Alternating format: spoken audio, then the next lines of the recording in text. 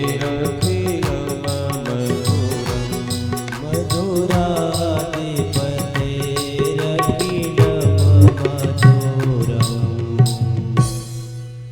उपस्थित समस्त धर्म अनुरागी धर्म प्रेमी सत्संग प्रेमी आध्यात्म प्रेमी भगवत प्रेमी बंधुओं शंतों वात्सल्यमयी करुणामयी स्नेहमयी श्रद्धा स्वरूपा भगवती स्वरूपा माताओं तथा बहनों, अकारण करुणा वरुणालय नंदन नंदन यशोदा नंदन देवकी नंदन भगवान श्री कृष्ण चंद्र एवं अखिल ब्रह्मांड आदि नायिका श्री राधा कृष्ण सरकार की महती कृपा से पावन हरिहर क्षेत्र के द्वीप पर मास पर्यंत श्रीमद् भागवत ज्ञान यज्ञ का आयोजन हुआ।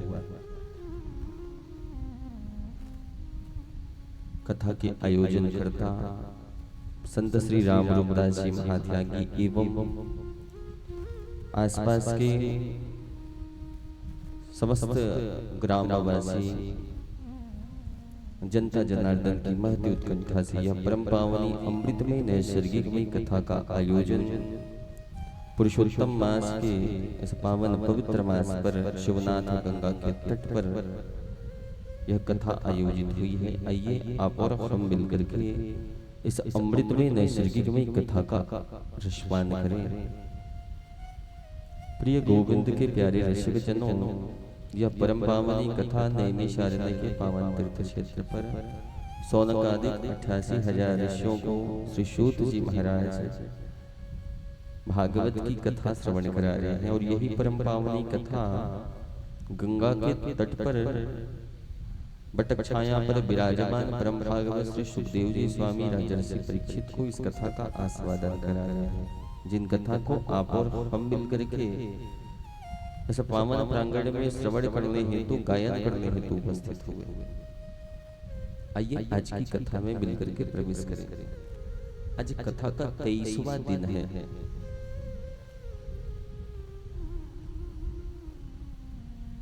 कथा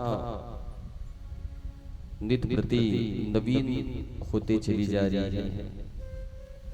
कल संध्या कालीन की बेला पर आप और हम मिलकर के भगवान जी के माखन चोरी की लीला भजन के साथ है उनकी कुछ झांकियां भी हमने दर्शन कर रही। ये माखन क्या है? भगवान क्या चोरी करने के लिए जाते हैं? भगवान क्या हमको चोरी करना सिखा रहे हैं? ये चोरी करनी अच्छी बात है? बोले नहीं भैया, भगवान कृष्ण जो करते हैं, कृष्ण की कथनी और राम की करनी, ये दोनों को धारण करो। राम जी ने जो किया उसको धारण करो, उसको देखो। मगर भगवान श्री कृष्ण के जो किया है ये लीला पुरुषोत्तम है। इन्होंने जो किया हम आम जनमानस नहीं कर सकते। और इनकी लीलाओं को समझने के लिए ही सुखदेव जी ने पहले राम कथा गाई। राम की कथा जब आपके हृदय में स्थान पाएगी, जब आप अंतःकरण में राम कथा बसा लेंगे, तभी न जाकर के आपको भगवान कृष्ण की कथा समझ में आएगी, उनके चरित्र आपको समझ में आएंगे। माखन चोरी है क्या? इसका एक आध्यात्मिक पक्ष ये है, चित्त रूपी माखन को ही भगवान चुराते हैं। बोले अब इस चित्त को माखन कैसे बनाओगे? तो माखन कैसे बनता है इसको पहले जान लीजिए। माखन बनाने के लिए सबसे पहले क्या चाहिए? बोले दूध दूहते हैं, और दूध दूह करके क्या करते हैं? उसको औटाते हैं। औटाने के बाद में ठंडा करते हैं, और ठंडा करने के बाद में जामन डालते हैं कि नहीं? जामन जब डाल ले तब इसको एक सुंदर पात्र में रख करके बिलोना आरंभ करते हैं, और बिलोते बिलोते उसमें थोड़ा सा जल डालते हैं। एक समय आता है कि जितना भी मठा है, जितना छाछ है, वो नीचे और माखन ऊपर को आ जाता है। ये माखन बनाने की प्रक्रिया। अब हमारे यहाँ माखन, इस चित्त को माखन कैसे बनाना? शुद्ध दूध हमको चाहिए। अब ये शुद्ध दूध क्या है? बोले गीता का उपदेश ही शुद्ध दूध है। अब दूध दुहने के बाद में उस दूध को किसी पात्र में रखेंगे ना, पात्र का चयन बड़ा अच्छा होना चाहिए। पात्र में गड़बड़ी हुई, पात्र में यदि कहीं छेद हो गया, कहीं उसमें खटाई है, पात्र अच्छा कहीं धुला हुआ नहीं है तो दूध फट जाएगा। छेद है तो ऊपर से डालोगे नीचे से निकल जाएगा। तो शुरुआत अच्छी होनी चाहिए, तो अंत का फल भी अच्छा मिलेगा। इस कारण पात्र का चयन विशेष है। पात्र अच्छा चुनिए। बोले पात्र कैसा हो? गीता रूपी दूध को हृदय रूपी पात्र में धारण करें। और क्या करना है? कामना रूपी छेद ना हो और कुसंगति रूपी खटाई जीवन में ना। इस पात्र में न कामना हो न कुसंगति हो, तब ये छेद और खटाई से रहित ये पात्र है। अब पात्र रखने के बाद में आपने क्या किया? पात्र में दूध रखने के बाद में उसको हम गर्म करते हैं, खौलाते हैं। गीता के उपदेश को सुनने के पश्चात यदि आपके मन में व्याकुलता नहीं है तो आपने गीता नहीं सुना। गीता सुनने के बाद में प्रभु को प्राप्त करने के लिए, श्री कृष्ण को पाने के लिए व्याकुलता हो, इसी अग्नि में उसको खौलाना, ये तो गड़बड़ हो जाएगी। उनके बाद में दूध खौलाने के बाद में अग्नि में उबाला गया। ये अग्नि क्या है? बोले विरह अग्नि। विरह की अग्नि में उबाला। गोपियां विरह अग्नि में जलते रहे। एक जाबाली ऋषि थे,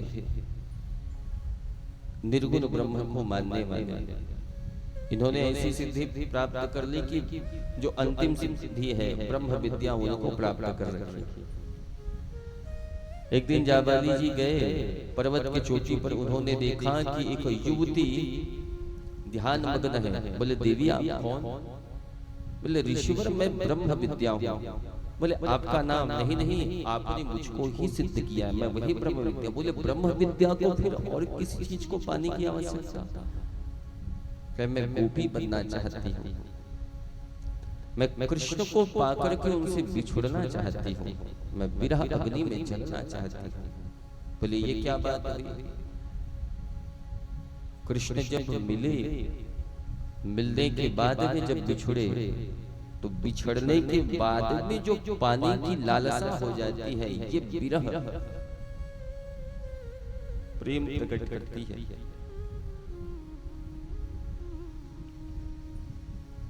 प्रिया से प्रियतम बिछुड़ जावे, भक्त से भगवान जब बिछुड़ जावे तो पुनः उनके दर्शन के लिए व्याकुलता हो। ये अग्नि, इस विरह अग्नि में जलना है। जाबाली ऋषि पुनः तप करते हुए कहते हैं कि मैं भी गोपी बनूंगा। और ये गोपी बने। यहाँ जो ब्रज में गोपियां हैं ये साधारण नहीं है। कई जन्मों से तप उन्होंने किया है, तब उनके घर में भगवान आए। गोपी बनकर के भगवान की सेवा, भगवान के राज, भगवान की लीला में उनको भागा। ऐसे कृपा। ये विरह अग्नि। जब विरह अग्नि में आप चलेंगे, वो उबाल आएगा, तो उसके बाद में भैया जामन भी तो डालना है। ये जामन क्या है? गुरु मंत्र ही जामन है। गुरु के मंत्र के द्वारा। और जामन डालने के बाद में जब मंथन हो, अंतःकरण का मंथन, तो थोड़ा थोड़ा जल डाला। प्रेम रूपी जल ही जल है, प्रेम रूपी जल को डालिए और फिर मंथन कीजिए। जब प्रेम रूपी जल के द्वारा मंथन होगा तब माखन प्राप्त होगा। माखन क्या है? माँ का अर्थ है क्रोध, खन का मतलब नहीं। जिसके हृदय में क्रोध नहीं है, समझ लेना उनका हृदय ही माखन बना है। और इस हृदय को ही श्याम सुंदर श्री कृष्ण चुराने के लिए आते हैं। चित्त में क्रोध नहीं होगा तो वो माखन बनेगा। ऐसे चित्त को कृष्ण चुराते हैं। सब गोपियों के घर में भगवान नहीं गए, ये गोपियां तो भगवान जी को बुलाया करती थी। ये तो बहाना ढूंढती थी। हमारे ठाकुर जी ने खूब लीलाएं की, सारी लीला तो मासिक कथा में भी नहीं गा पाए। आज कथा का 23वां दिन है। नई नवेली बहुएं जो आई रहती है उनको हमारे ब्राह्मण ठाकुर बनिया इनमें सब में पहले तो निकाला नहीं जाता था, सालों तक नहीं निकाला जाता था। अब की बात अलग है।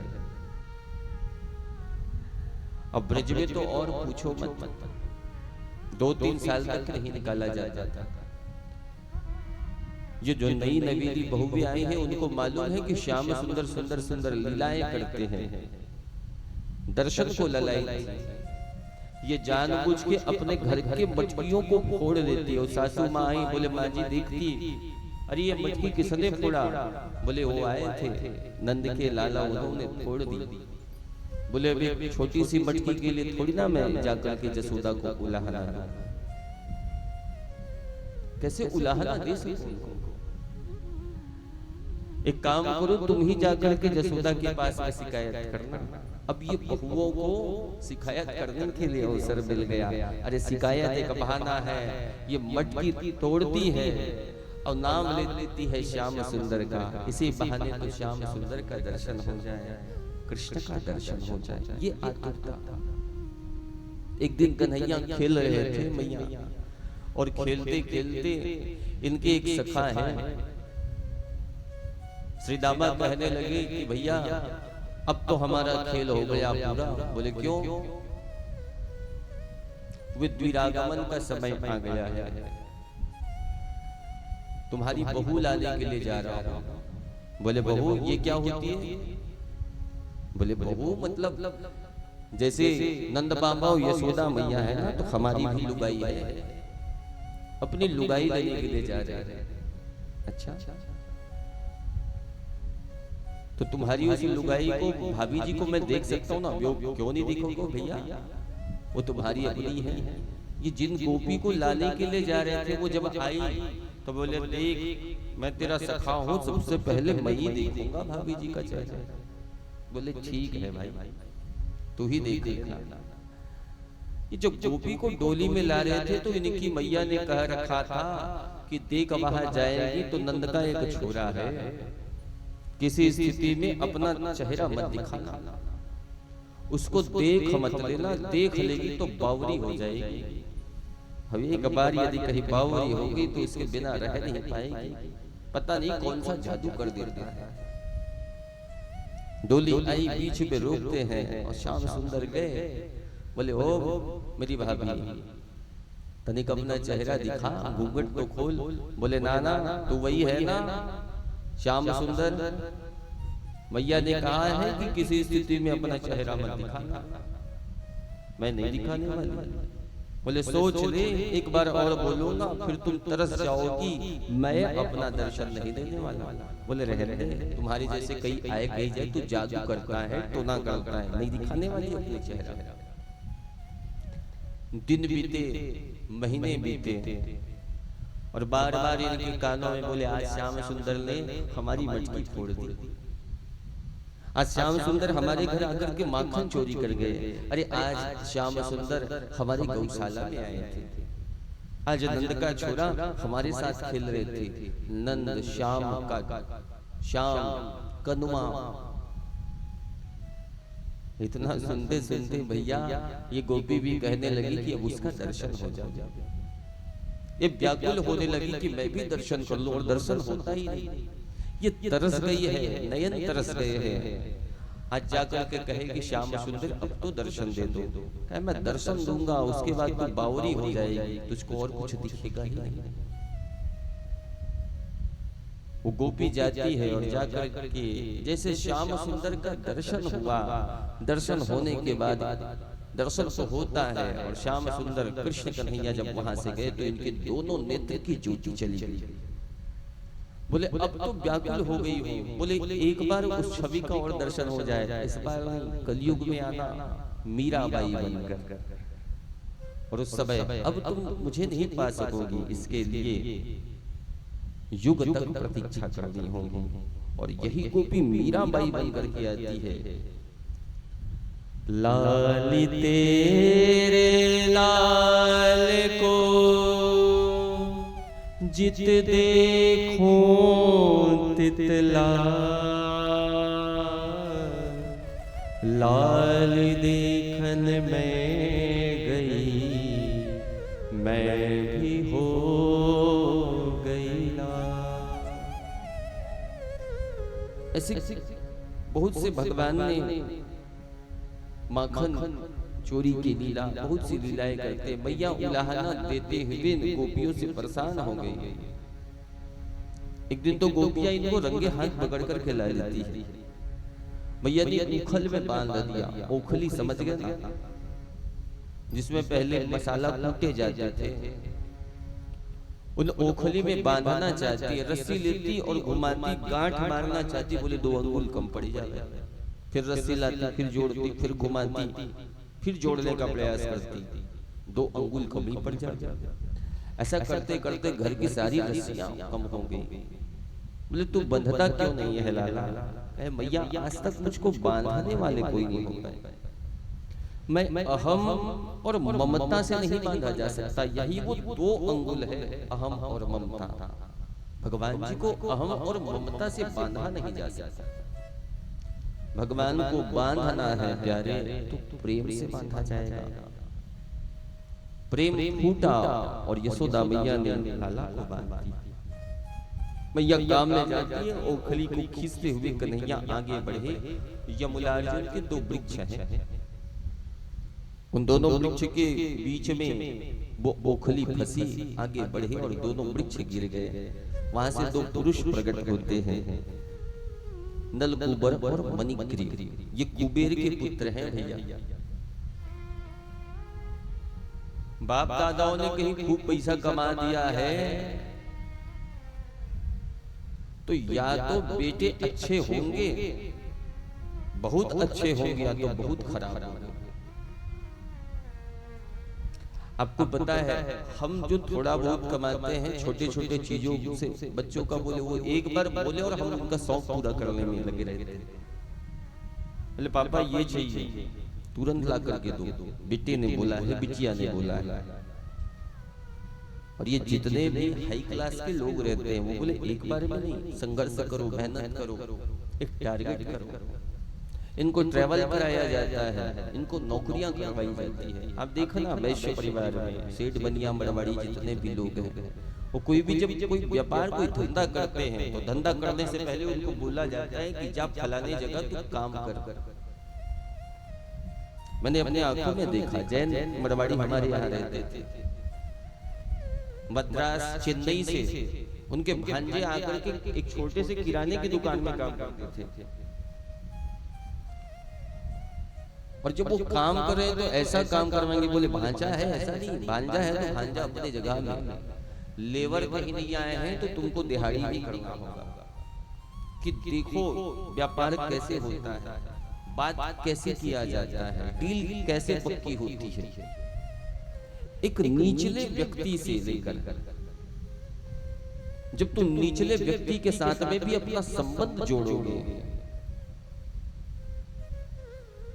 वो कट्टा लेकर के 40-50 किलो 100 किलो का कट्टा लेकर के जब वो वहां से यहाँ आ रहे हैं तो उस बीच में उनको कितना परिश्रम होता है, क्या बातचीत होती है, क्या सकारात्मक बातें होती, क्या नकारात्मक बातें होती, ये भी तुमको मालूम हो।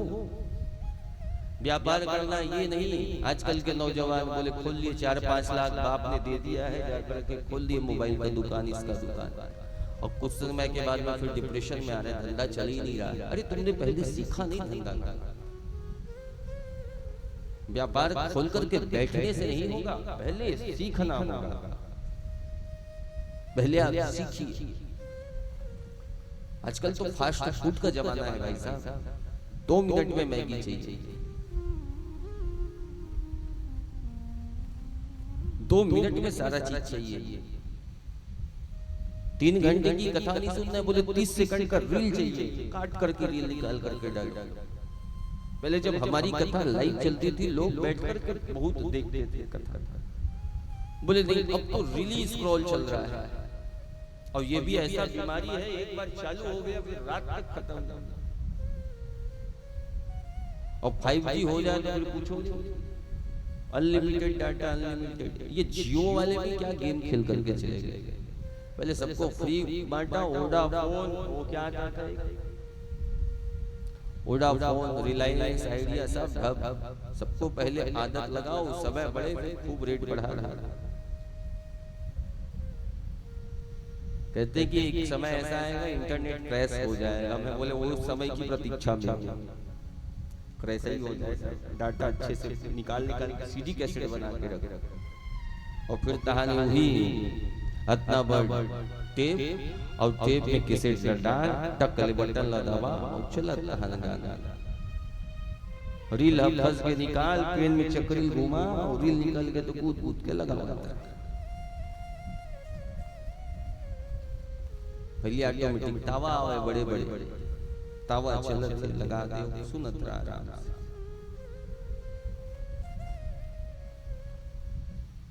घर के बच्चों को आसानी से कुछ चीज नहीं दीजिए। पुत्र कुपुत्र तो का धन संचय, पुत्र सुपुत्र तो का धन संचय। नलकुबर और मणिग्रीव बारूड़ी मदिरा का पान कर लिए, कुबेर के पुत्र होकर के मदिरा पान करके अप्सराओं के साथ जल में क्रीड़ा कर रहे हैं, खेल रहे हैं। देवर्षि नारद जब वहां जाते हैं तो देवर्षि नारद के जाने से उनको देख करके ना सम्मान किया, ना वहां जल से बाहर आए। उन्होंने कहा वृक्ष की भांति खड़े हो जाओ, श्राप देता हूं, वृक्ष हो जाओ। दंड जब मिलता है तो अच्छों की नसा वहीं चूर हो जाती है। वो नशेड़ियों का क्या कहना।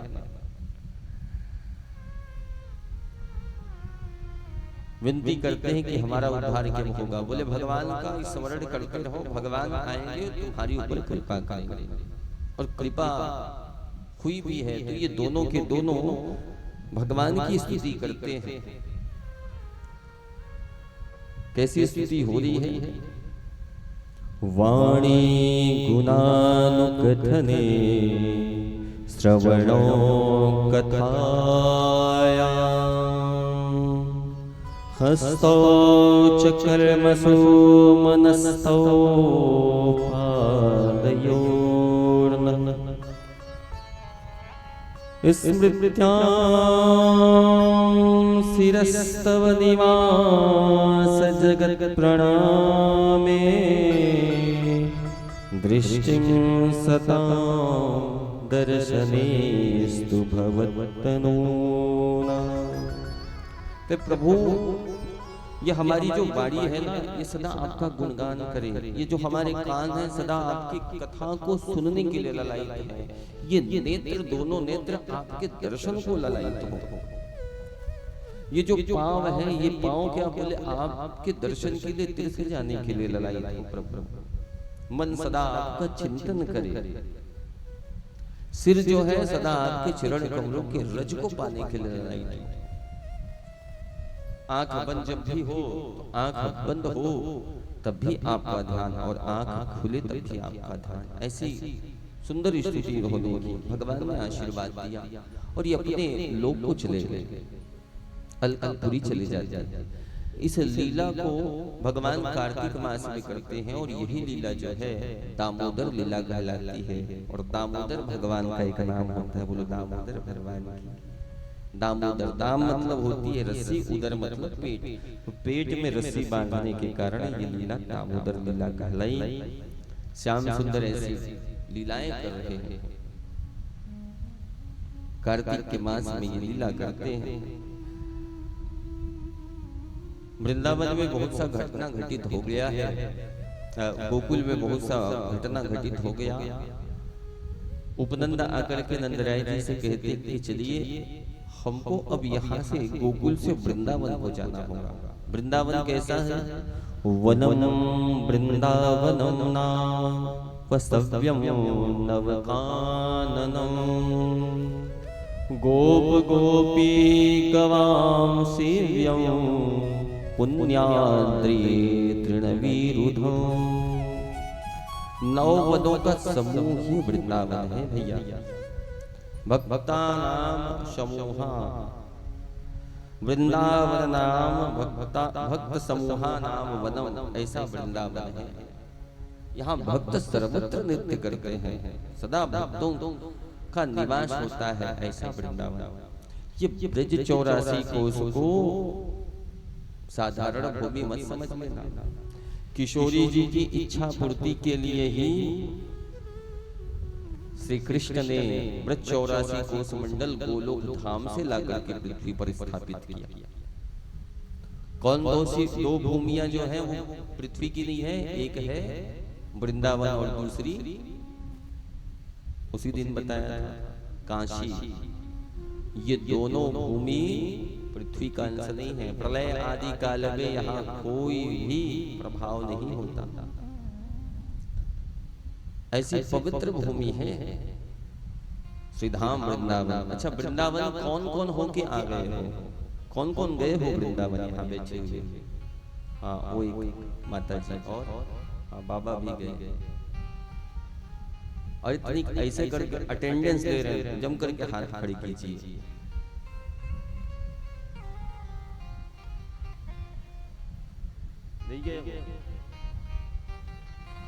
अच्छा, कोई 4-5 लोग बस गए श्रीधाम वृंदावन। ठीक है। अच्छा, वृंदावन भी तभी जा पाओगे जब ठाकुर जी बुलाए, और ठाकुर जी भी तभी बुलाएंगे जब तुम किशोरी जी श्री राधा करते रहो, नाम जब करते रहोगे तब ठाकुर जी याद करेंगे। जिस दिन स्वप्न में आपको हमारे श्री गोविंद जी का दर्शन हो गया तो उस समय समझ लेना कि आपकी टिकट कंफर्म हो गई। ठाकुर जी ने याद किया और तुरंत फिर बोरिया बिस्तर मांग लो, 2-3 कपड़े पकड़ो, निकल जाओ वृंदावन जाओगे ठाकुर जी के कहने से, मगर वहां प्रवेश होगा हमारी किशोरी जी की कृपा से, क्योंकि वहां की आह्लादनी शक्ति हमारी श्यामा जी है। वृंदावन तो जा भी पाओगे मगर बरसाना नहीं जा पाओगे। तो यहाँ जाने के लिए लाडली श्री श्यामा जी की कृपा होनी चाहिए। प्रेम की पिपासा देख नीज प्रेमियों को, प्रेम का समुद्र सीमा तोड़ के बहाया है। भावुक रसीले जन निराश ना होंगे अब, कामना की पूर्ति हेतु कल्पतरु लगाया है। चिंतामणि जड़ित चारु चादर बिछाई जहाँ, भ्रांति प्रति कुंज कुंज से सजाया है। भारत का भूषण तिलक तीनों लोक का, भक्तों के वास हेतु वृंदावन को बसाया है। ऐसा श्रीधाम वृंदावन। वृंदावन क्या है? वृंदावन को वासो भजय, जहाँ पास रहे यमुना पटरानी।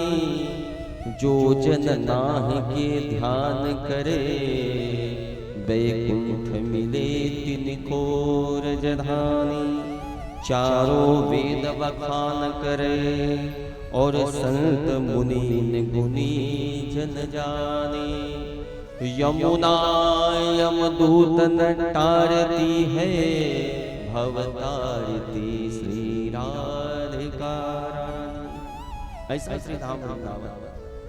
तो आइए हम भी अपने मन से वृंदावन पहुंचे।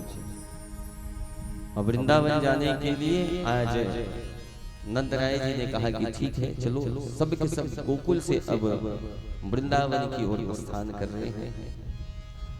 वृंदावन जा रहे हैं। नंदराय जी, जसोदा मैया, उपनंद आदि सभी उनके अष्ट सखा आदि, तो उनके साथ मिलकर के हम सबके सब चले। श्रीधाम वृंदावन मन से जाइएगा, वृंदावन जाने का नियम भी है और दर्शन करने का भी बड़ा नियम है। तो नियम आगे कथाओं में बीच बीच में कुछ कुछ वहाँ के नियमों को बताते ही जाएंगे कि वृंदावन जाओ तो क्या देखो, क्या नहीं देखो, क्या करो, क्या नहीं करो। आइए एक बार किशोरी जी का नाम लेकर के वृंदावन प्रवेश करें। ना रुपया लगता है ना पैसा लगता है, अजी राधे राधे बोलो बड़ा। तो बोलेंगे क्या? राधे राधे। सांवरे को दिल में बसा कर तो देखो, सांवरे को दिल में बसा कर तो देखो, एक बार वृंदावन आकर तो देखो, एक बार वृंदावन आकर तो देखो, सांवरे को दिल में बसा कर तो देखो, सांवरे को दिल में बसा कर तो देखो, एक बार वृंदावन आके तो देखो, एक बार वृंदावन आके तो देखो।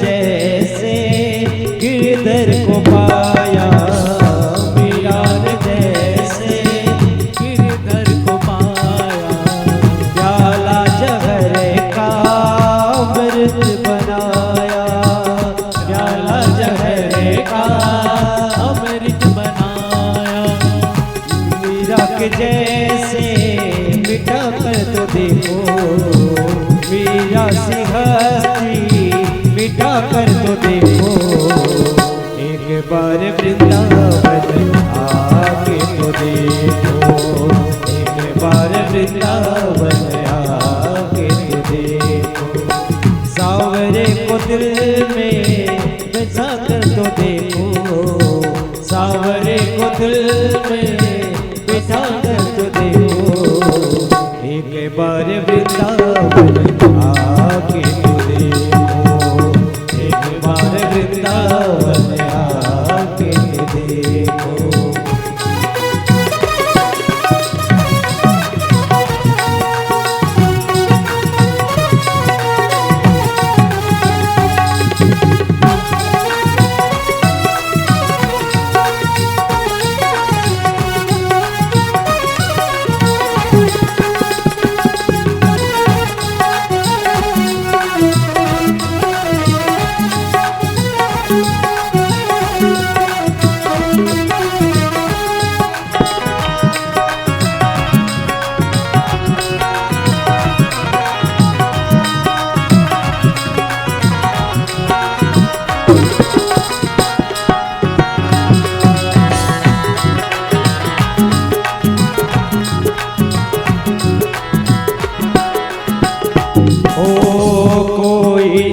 से दुखी, कोई मन से दुखी, कोई है तन से दुखी, कोई है मन से दुखी, कोई है धन से दुखी, कोई है मन से दुखी। ओ थोड़े थोड़े सब है दुखी रामदास के, थोड़े थोड़े सब दुखी, दुखी रामदास के, सांवरे को दिल में बिठा कर तो देखो, सांवरे को दिल में बिठा कर तो देखो, सांवरे को दिल में बिठा कर तो देखो, एक बार वृंदावन आके तो देखो, एक बार वृंदावन आके तो देखो, एक बार वृंदावन आके तो देखो, एक बार वृंदावन आके तो देखो। श्रीधाम वृंदावन की। भगवान श्रीधाम वृंदावन पहुंचे। वृंदावन में 5 चीजें। जब वृंदावन जाओ तो सबसे पहले रज को मस्तक पर लगाओ, ब्रज रज को।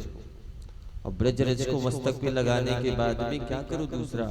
बोले वहां के जो भी जितने भी वृक्ष आदि दिख रहे सबको दिख करके प्रणाम करो। ये साधारण नहीं है, यही गोपियां बन करके खूब लीलाएं करते हैं। तीसरा, जमुना स्नान करो, आचमन करो जमुना जी। और चौथा है मधुकरी पाओ। मधुकरी समझे? ब्रजवासियों से जाकर के बोले भैया मधुकरी देना, तो अपने घर के बनी हुई रोटी में थोड़ा सा घी चुपड़ करके कुछ साग वो दे देते हैं, इसको कहते हैं मधुकरी। उनका जूठन भी मिल जाए इतना ना, तो ब्रजवासी, मूल ब्रजवासी। अभी तो बहुत लोग जाकर के वहां ब्रज में वास कर रहे हैं, वो अपने आप को ब्रजवासी कह रहे हैं। मूल जो ब्रजवासी है उनके घर का भैया मधुकरी पाने के लिए देवता भी तरसते हैं। आपने देखा होगा प्रेमानंद बाबा जी बहुत से लगभग वो मधुकरी मांगने जाते हैं, तो मधुकरी पाओ। और इनके बाद में बाबा गोपेश्वरनाथ वृंदावन धाम के कोतवाल कहे जाते हैं, उनका दर्शन हो जावे तो वहां के 3 ठाकुर, बांके बिहारी लाल, राधा रमण लाल, राधा वल्लभ लाल, तो इनका दर्शन आप कीजिए। ऐसा श्रीधाम वृंदावन। श्रीधाम वृंदावन में भगवान आए। एक दिन एक बांसुरी बेचने वाला काका आया और मधुर बांसुरी बजाने लगा। कन्हैया इनके पास में गए, बोले काका हमको भी तनिक एक बांसुरी दे दो। बोले लाला अभी तो बोनी भी नहीं, भोर भोर तो आ गया, मगर पता नहीं तुझको देखने से ऐसा लगता है कि कोई मेरा अपना ही है, उससे कुछ ना कुछ तो नाता है मेरा। पंचम स्वर की बंसी निकाली, बोले ये ले लाला तुम्हारे लिए यही ठीक है। बोले दे तो दिया मगर बचाओ कैसे, बजाते कैसे? बोले कुछ नहीं, अपने अधरोष्ट में रख फूक मार दे। बोले इससे बच जाएगा? बोले इससे नहीं, सरस्वती मैया की कृपा चाहिए। बोले क्या बोलूं तो फिर? सरस्वती माई से कहना कि मैया आके कंठ में बैठ जाए और फिर जोर से फूक मारना तो बंसी बच जाएगी। बोले ऐसा? बोले ए सरस्वती मैया आकर के कंठ में बैठ जाओ। बोले जो प्रभु। अब श्याम सुंदर कहे, ठाकुर जी कहे और सरस्वती ना आवे, ऐसा हो सकता है? सरस्वती आकर के बैठ गई और फिर जो बंसी बजाया भैया, वो बांसुरी बेचने वाला भी टकटकी लगा करके देख ही रहा है। वारे तू तो कहता था कि बंसी बजानी नहीं आती, मुझसे अच्छी अच्छी ताने फूंक रहा है। बोले तो मुझको भी मालूम नहीं कैसे बजेगी। भगवान ने बंसी धारण किया। बंसी किस लिए धारण कर रहे हैं? 3 गुण विशेष रूप से बांसुरी पर होती है भैया। सबसे पहला गुण है बांसुरी में कोई भी गांठ नहीं होती। भगवान बांसुरी धारण करके आपको ये बता रहे हैं कि जीवन में हर छोटी बड़ी चीजों का गांठ बांध करके मत रखो। मुझको इसने ऐसा कह दिया, गांठ बनेगा तो फिर रही मन धागा प्रेम का मत तोड़ो, चटकाए और टूटे से फिरना जुड़े जुड़े गांठ पड़ जाए। बांसुरी में कोई गांठ नहीं होती। दूसरी बात, आवाज स्पष्ट तो आ रही है ना? आप सब तक समझ में आ रहा है ना बात? हाँ, बीच बीच में सिर हिला दिया गया, हाँ हो तो किया करो। अब टुकुर टुकुर देखते रहोगे तो हमको ऐसा लग रहा है कि हम क्या बोल रहे हैं, आप क्या समझ रहे हैं। दूसरी विशेषता यह है कि बांसुरी बिना बजाए बजती नहीं है, अर्थात बिना आवश्यकता के हमको बोलना भी नहीं चाहिए। कम बोलो, तोल के बोलो, कम बोली। और बांसुरी जब बजती है तो मीठा बजती है, अर्थात कम बोलिए और मीठा बोलिए। कोई आए तो शांत रहिए, जितनी आवश्यकता उतना ही बोलिए। बड़ बोले मत बनो। जो ज्यादा बोलते हैं ना, जो ज्यादा खाते हैं और जो ज्यादा बोलते हैं, उनकी आयु कम हो जाती है। अभी से हिसाब से तो हम 4-4 5-5 घंटा बोलते हैं भाई। और जब से आए तब से बोले ही रहे। और बीच में तो सहयोग ये सब मिलकर के दे देते हैं, बीच में भजन वगैरह गा दे रहे हैं तो फिर वो 2 मिनट 3 मिनट का रेस्ट है, फिर जब से बैठे रहो। अच्छा, यहाँ तो 3 ही घंटा की कथा हो रही है। जब साप्ताहिक कथा होती है तो अच्छे यजमान मिल जाते हैं, बोले चलने दीजिए और चलने दीजिए गुरुजी। 6 घंटा भी बैठ रहे हैं, 4 घंटे का 6 घंटा बैठ जा रहे हैं, बोले जा रहे हैं। बोले ये बोलना थोड़ी है, यहाँ तो गायन हो रहा है श्रीमद् भागवत कथा। इसके बोलने से नहीं, जो हम व्यथा की चर्चा करते हैं, कथा को छोड़ करके जब व्यथा का गान करोगे तो तुम्हारी आयु घटेगी। इस कारण अल्पाहारी रहो, कम खाओ। हमारे बाबा जी कह रहे थे कि महाराज जी, शरीर को रस की आवश्यकता होती है। दूब का रस पान करके ही लखन लाला जी 14 वर्ष तक रहे। माता पार्वती बेल के पत्र को खा करके बरसों तक के तपस्या उन्होंने कर ली, और हम खाए जा रहे हैं। पहले दबा के खा लो और खाए हुए को बचाने के लिए हाजमों अलग से लो। तो ऐसी सी स्थिति हो गई। कम बोलो तोल के बोलो, कम बोलो मीठा बोलो। गोपियों ने बांसुरी को कुलाहना देना आरंभ किया। ये कहते हैं, हमारे बंसी, हम तो श्याम सुंदर को छू भी नहीं पा रही हैं और तू सीधा उनके अधरोष्ठ को प्राप्त कर ली। तू कुछ ना कुछ जादू जानती होगी, कुछ टोना की होगी तूने। बोले ना मैंने टोना किया है, ना कोई जादू जानती हूँ, ना मेरा भाग्य अच्छा है। कृष्ण ने कितना परीक्षा लिया मामा। ये रोते रहते इतना रोते नंदराय जी ने सांडिल जी को बुलाया। बोले रो क्यों रहे हैं गुरुजी? बोले इनको कुछ चाहिए, खिलौना चाहिए। वही बांसुरी बेचने वाला बाबा आता है, वो पीछे की झाड़ियों से एक बांस में से बांस की एक शाखा, पतली शाखा निकाल ली और सुंदर बांसुरी बनाई। बोले देखो, जब मुझको अपने परिवार से अलग किया गया, फिर भी मैं श्री कृष्ण श्री कृष्ण श्री कृष्ण श्री कृष्ण करते रहे, रोई नहीं। और सुनो गोपियों, जब मुझको छीला गया, काटा गया, खूब पीड़ा हो रही है, फिर भी श्री कृष्ण श्री कृष्ण श्री कृष्ण। कन्हैया के लिए मेरे शरीर में छेद किए गए, पीड़ा होते रही, मगर मैं श्री कृष्ण की माला रटते रहे। अंततः कृष्ण कहे कि तुम्हारी भक्ति में आज कन्हैया हार गया। और इस बलिदान पर ही मुझको कृष्ण ने अपने अधरोष्ठ में जगह दी, और अधरोष्ठ में रख करके जब उन्होंने प्राण फूका तो मानी जितनी भी पीड़ा थी, सभी पीड़ा एक बार में गायब हो गई। भगवान श्री कृष्ण ने अपने लीला के प्रारंभ में बंसी ही बजाई। बंसी प्रतीक है प्रेम का, आनंद का, उत्साह का, मगर ज्यादातर जीवन उनका शंखनाद करने में बीता।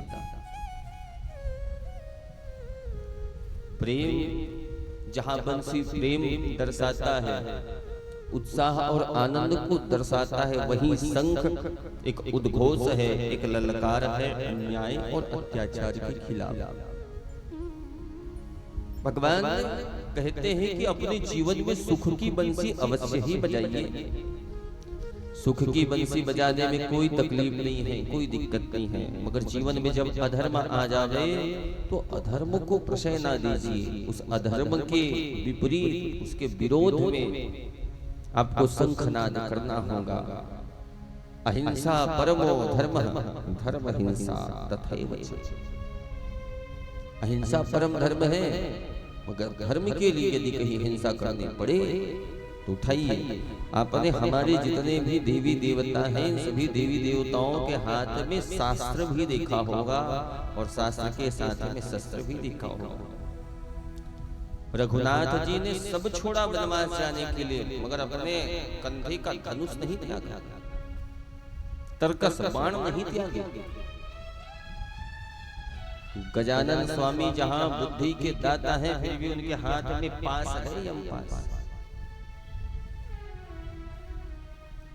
तो अपने जीवन में प्रथम धर्म तो ये है प्रत्येक मानव का कि अपने धर्म की रक्षा करो, अपने धर्म को त्यागो, अडिग रहो जीवन अपने धर्म के प्रति, अपने इष्ट और अपने गुरु के प्रति। भगवान ने ऐसी सुंदर लीला की, बंसी धारण कर ली है। बोले भैया मैं गाय चराने के लिए जाऊंगा। बोले तू छोटा है, गाय के सिंग को पकड़ पकड़ करके झूल रहा है, तो काहे गाय चलाएगा, अभी छोटा है। अभी इतनी जिद कर ली, इतनी जिद कर ली कि बोले गाय बाद में चराना, अभी ये बछड़े को लेके चले जा, छोटे छोटे बछिया और बछड़े को लेकर के जाते श्याम सुंदर। ये लीला कर रहे हैं, इनको आसपास में ही खेत खलियान में खेलते उनके साथ घुमा करते।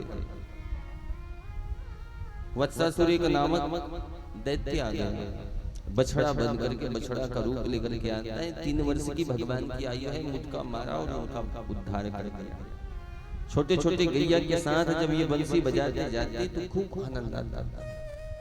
छोटी छोटी गाय के छोटे छोटे बछड़े उनके साथ में जा रहे हैं, खूब आनंद आ रहा है। हमारी माता है, एक भजन आपने बचपन में वो भजन आपके कान में गूंजा होगा, माताएं बहनें गाती रही, गाओगे क्या?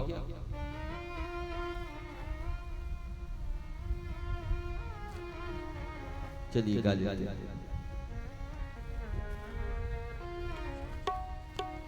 छोटी छोटी गैया छोटे छोटे ग्वाल, छोटी छोटी गैया छोटे छोटे ग्वाल, छोटी छोटी गैया छोटे छोटे ग्वाल, छोटी छोटी गैया छोटे छोटे ग्वाल, छोटो सो मेरो मदन गोपाल, छोटो सो मेरो मदन गोपाल, छोटी छोटी गैया छोटे छोटे ग्वाल, छोटी छोटी गैया छोटे छोटे ग्वाल, छोटो सो मेरो मदन गोपाल, छोटो सो मेरो मदन गोपाल।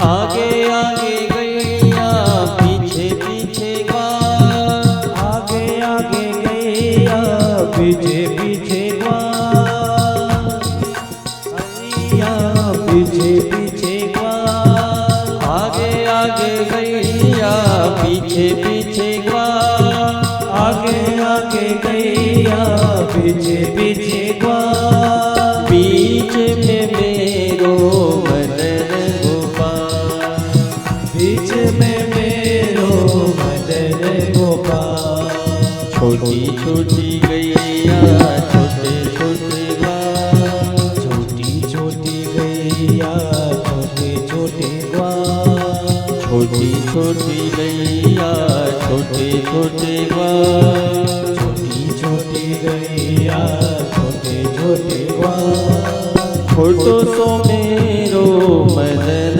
गोपाल, छोटो सो मेरो मदन गोपाल। भैया आज तो भजन ही भजन है, कितना भजन करेंगे, वैसे भी गा गा के चौक हो ही गया है। ठीक ठीक, जो जैसा ठाकुर जी की जैसी इच्छा हो जाए।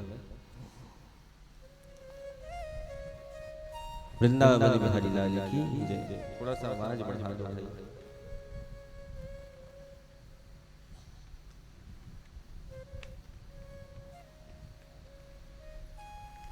यहाँ अपने हम दोनों मॉनिटर एकदम ही गिर जा रहा है।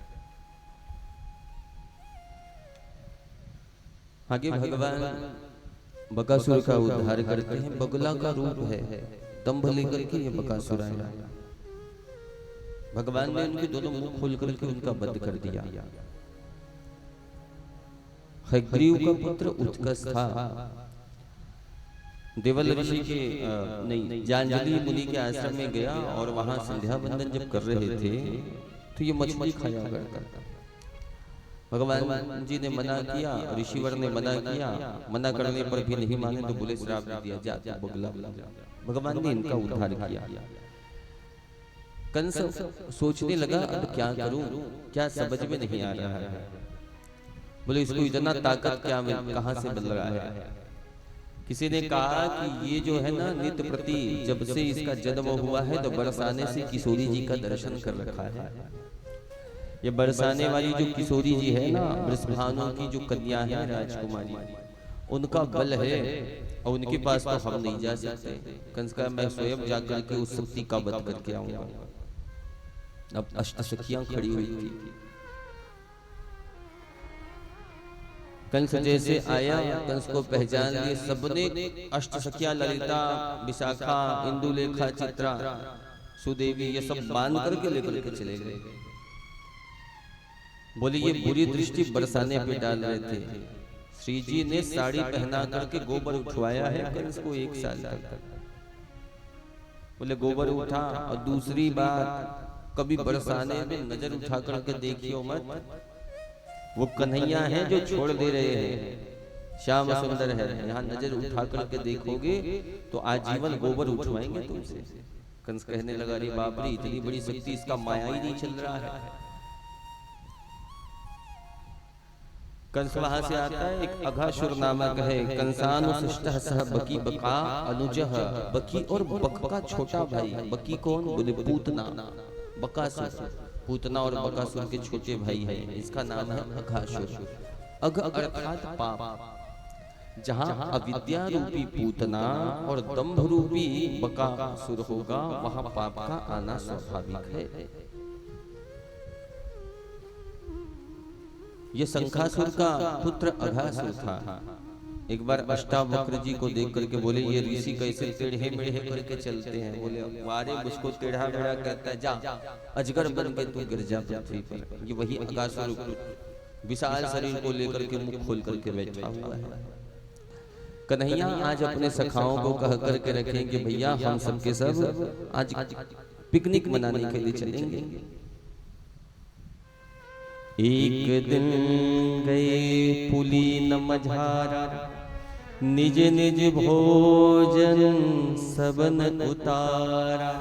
बोले ऐ कन्हैया देखो तो ये कितनी अद्भुत गुफा लग रही है, रहस्यमयी गुफा। ठाकुर जी तो जान रहे भैया ये कोई गुफा हुआ तो है नहीं, ये सांप है, ये तो जानते अघासुर है। बोले चलो ना गुफा में जाएंगे, अंदर जाएंगे। नाना कुछ हो गया तो? बोले तुम्हारे रहते हमको क्या टेंशन। बोले हाँ ये बात तो है। भगवान के सखा अंदर गए। अब ये अघासुर सोच रहे हैं कि कब कन्हैया आया और मुख अपना बंद कर दूं। छोटी छोटी गैया बछड़े अंदर प्रवेश करती हैं। ग्वाल बल गए, जैसे श्याम सुंदर जाते इसने अपना मुख थप थप से बंद किया। भगवान विशाल शरीर को लेकर के अघासुर का उद्धार कर देते हैं। सुखदेव जी कहते हैं कि राजन ये बात को अघासुर के उद्धार वाली घटना, इस लीला को पूरे 1 साल के बाद भी इन्होंने बताया। बोले कैसे हुआ ये? अब ये तो पिकनिक मनाने के लिए आए थे। मध्याह्न हुआ, सभी के सभी चले जा रहे हैं। अब भगवान जी कैसे चलते हैं जब वो गौचारण करने के लिए जा रहे हैं। भी छोटे छोटे गौवत्स को चराने के लिए जा रहे थे। अपनी एक लकुटी में गठरी बांध करके टिफिन लगा करके ऐसे चले हैं, आगे बढ़े हैं और एक डंडा को ऐसे जैसे गैया चढ़ाने के लिए चलते हैं ना, और पाग लगाए हैं भगवान सुंदर, और पाग के ऊपर में मोर पिंछ लगा हुआ है। सांवले सरोने भगवान जी हैं, मगर इनका जो चरण कमल है उनमें लाली लगी हुई है, ऐसा लगता है कि कोई महावर लगाए हुए हैं। और मैया ने छोटे छोटे क्षुद्र घंटिका की नुपुर पायजेब पहना रखी है। अलकों में कनेर के पुष्प खिले हुए हैं, कनेर के ये कर्ण फूल लगाए हुए हैं श्याम सुंदर, और वैसे ही चले जा रहे हैं। ये जितने भी गैया बछड़े हैं सब यमुना पुलीन पर जलपान करते हैं भैया। अब सबने अपने अपने टिफिन खोला, पात्र खोले, कन्हैया कह ले मैं तो भूल ही गया, अब उतने दूर कौन जावे, लो सबके सब तुम खाओ, मैं देखूंगा टुकुर टुकुर तुम सबको। बोले ऐसे तो नहीं बनेगा लाला, हम खाए और तू देखे, ये कहाँ की बात हुई। अब तू ठहरा भैया, जसोदा जी का लाडला नंद का छोरा, हमारे घर की रूखी सूखी थोड़ी ना खाएगा, तू तो 56 भोग खाने वाले। हमारे यहाँ तो एक बूंद रोटी में घी टिपका करके उसी को मला जाता है, तुम्हारे यहाँ घी में रोटी बोड़ करके निकाला जाता होगा। बोले मैंने कहा कि नहीं खाऊंगा, सभी निकालो अपना अपना। अब यहाँ मधुमंगल है जो सबसे गरीब बालक है। ये मधुमंगल कौन? पूरनमासी मैया की बेटा है, सांडिल जी का बेटा है मधुमंगल, ब्राह्मण है। बोले कन्हैया मैं भी तो नहीं लाया। बोले कैसे नहीं लाया, अब कहाँ से लाऊंगा? या तो हमारे यहाँ जो दान में कछु मिल जाए उसी को लेके आते हैं। बोले तुम्हारा घर सामने, दौड़ के जा। सबने पकवान बनाए थे। अब ये दौड़ करके मधुमंगल गया, और मधुमंगल जब जाता है तो देखा कि 2 दिन की बासी कढ़ी रखी हुई है। वो झाल बूंदी वाली जो कढ़ी होती है ना, अब 2 दिन की कढ़ी एक बूंद भी कहीं मुख में चले जाए, इतनी खट्टी। बोले इसको लेके जाऊं तो जाऊं कैसे, कहीं उसका पेट खराब हो गया तो। फिर भी सोचता है कभी तो आज पहले बार कन्हैया ने मांगा है, और कन्हैया मांगा है कैसे नहीं देंगे। सभी प्रतीक्षा कर रहे हैं, बोले वो आए तो आने के बाद में हम सबके सब खाएंगे, एक साथ मिलकर के खाएंगे।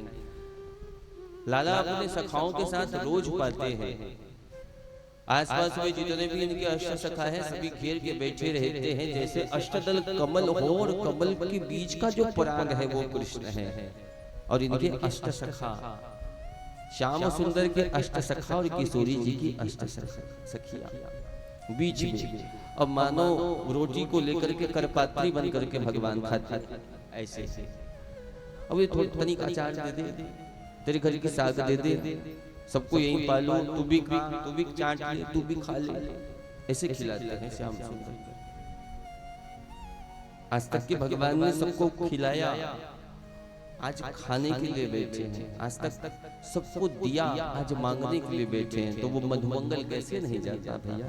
मधुमंगल आया दौड़ते दौड़ते, पेड़ की झाड़ी के पीछे छुप करके श्याम सुंदर को देख करके सोचने लगा, वारे मधुमंगल वाह, पहली बार कभी कृष्ण ने तुमसे मांगा और तुम 2 दिन की बासी कढ़ी खिलाओगे इसको। कढ़ी, ये बासी रोटी, बासी कढ़ी, बासी भात खाने का आदत तुम्हारा है, उसका नहीं। आधी रात को भी जब वो माखन मांगता है तो जसोदा मैया उठ करके तुरंत बिलोना लेकर के बिलो करके ताजा माखन खिलाती है। 2-3 घंटे का बासी माखन नहीं खिलाती। तू चला 2 दिन की बासी कढ़ी, खराब हो जाएगा पेट। मैया दौड़ा दौड़ा के मारी। एक और प्रसन्नता है और एक और मन व्याकुल भी है, दुखी भी है कि मैं कुछ नहीं दे पा रहा। वो पतीले पे जो कढ़ी लाया गया था, ये कढ़ी पी रहे हैं, और छोटे बच्चे जब कुछ पीते हैं तो यहाँ से भी कढ़ी बह रहा है, पेट तक आ गया और खाद में भी कढ़ी आ गया। श्री दामा कहे देख देख पेड़ के पीछे बैठ करके आराम से कढ़ी अकेले अकेले पा रहा है कन्हैया। कन्हैया कहे वाह भैया वाह मधुमंगल, अपनी घर की इतनी बचत करनी भी अच्छी बात नहीं है। बोले देख लाला, इतनी खट्टी कढ़ी है तेरा पेट खराब हो जाएगा, 2 दिन की बासी खड़ी तू पचा नहीं पाएगा। वाह मेरा मधुमंगल पचा सकता है और मैं नहीं। बोले अब तो इसमें है भी नहीं, तू क्या करेगा? भगवान कहे कोई बात नहीं, तेरा पेट में गिरा है ना, भगवान जीभ निकाल करके चाट रहे हैं कड़ी, उनके हाथ पकड़ करके चाट रहे हैं। बोले बहुत अच्छा है। और यहाँ मधुमंगल रोने लग गया कि वाह लाला, मित्र हो तो ऐसा, कोई भेद नहीं। भगवान जब किसी से प्रेम करते हैं तो ये नहीं सोचते कि किसने बनाया, कैसे बनाया। प्रेम अनूठी हो, सच्ची हो। आज आचमन करने के लिए जब गए तो ब्रह्मा जी और देवता देख देख करके हैरान। ब्रह्मा जी को देवता कहने लगे ये ब्रह्म है। ब्रह्मा जी बोले काहे का ब्रह्म भैया? किसी की जूठी कढ़ी खा रहा है, किसी की जूठी रोटी खा रहा है, जूठन खाने वाला ब्रह्म। ब्रह्मा जी ने जितने भी गौ बछड़े हैं, ग्वाल वाल सबको लेकर के ब्रह्मलोक चल दिए। कन्हैया आए, बोले कोई दिखाई नहीं रहा है। और जब नहीं दिखा, भगवान देखे अच्छा ध्यान लगाए, ब्रह्मा जी आप परीक्षा ले रहे हो। यहाँ का समय अलग है और ब्रह्मलोक का समय, ये दोनों समय में बड़ा अंतराल है। यहाँ जो समय तेजी से चलता है, वहाँ बड़ी धीमी गति से। स्पेस का जो टाइम है तो वो टाइम और इस टाइम में बड़ा अंतर माना जाता है। वो फिजिक्स वाले ज्यादा जानेंगे, क्या क्वांटम फिजिक्स वगैरह वगैरह। कहा जाता है, सुखदेव जी कहे कि राजा परीक्षित, भगवान सबके घर में 1 वर्ष तक थे। किसी के घर में बेटा, किसी के घर में भतीजा, किसी के घर में बछिया, किसी के घर में बछड़े बनकर 1 वर्ष तक रहे, पूरे 1 साल तक।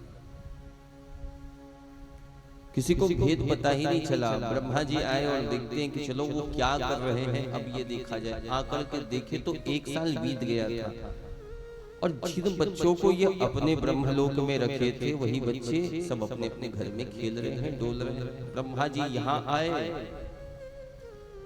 और भगवान ब्रह्मा बनकर के इनके सिंहासन में जाकर बैठ गए।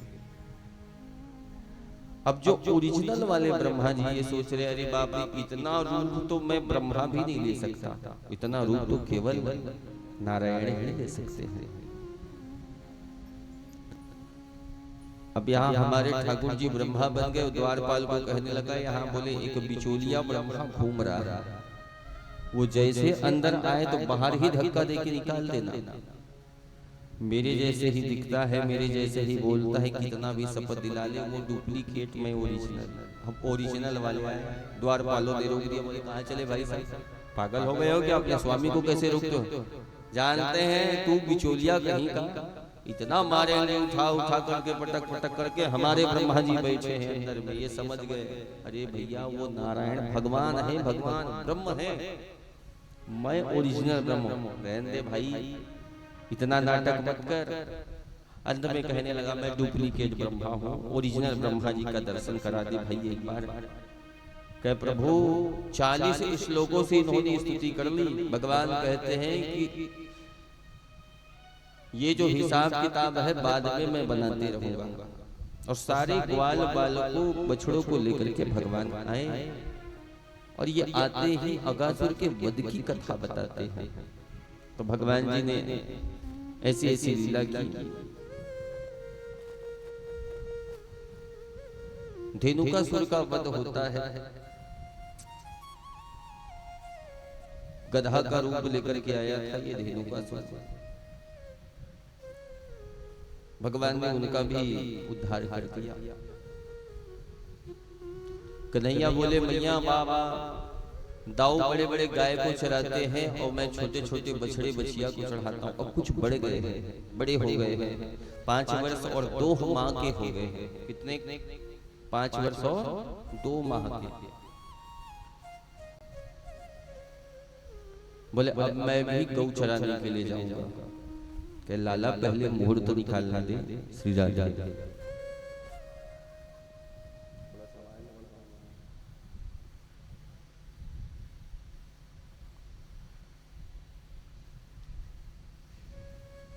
कार्तिक शुक्ल पक्ष अष्टमी की तिथि सांडिल्य जी ने निकाली और ये तिथि निकाल करके गौ माता का पूजन किया गया। गाय के सुंदर सिंग में उनके खूर में चांदी मढ़ा गया है, चांदी जड़ा गया है और अब भगवान जी गौचारण लीला कर रहे हैं और गोपाल कहलाते हैं। बोलो गोपाल कृष्ण भगवान की।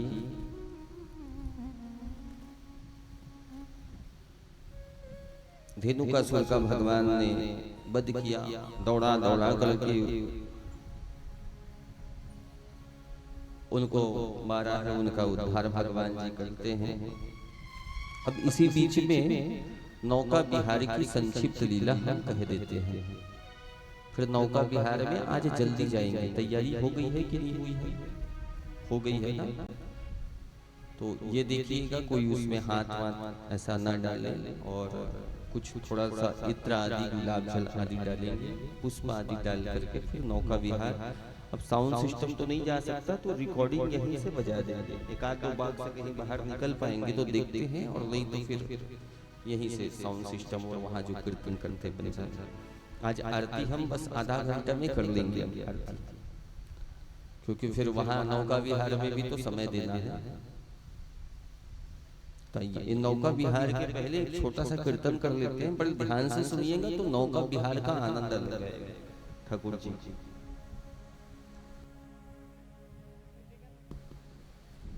कोई भी कीर्तन एकाध कीर्तन ऐसे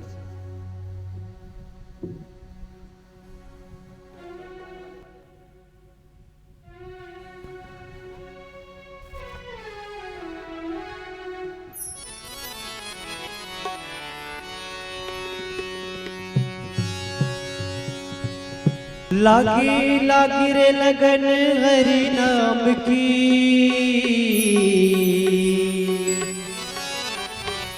हो लागी लागी रे लगन हरि नाम की। मेरा दीवानी हो गई शाम की, मेरा दीवानी हो गई शाम की। लागी लागी रे लगन हरि नाम की, लागी लागी रे लगन हरि नाम की। मेरा दीवानी हो गई श्याम की, मेरा दीवानी हो गई श्याम की।